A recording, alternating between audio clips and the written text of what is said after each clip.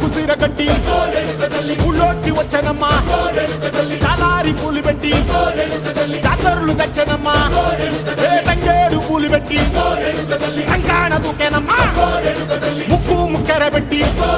ముల్లోకాల నెలనమ్మా ముందార చూడంగా మున్నూరు కన్నులమ్మా వెనకాల చూడంగా ఏనూరు కన్నులమ్మా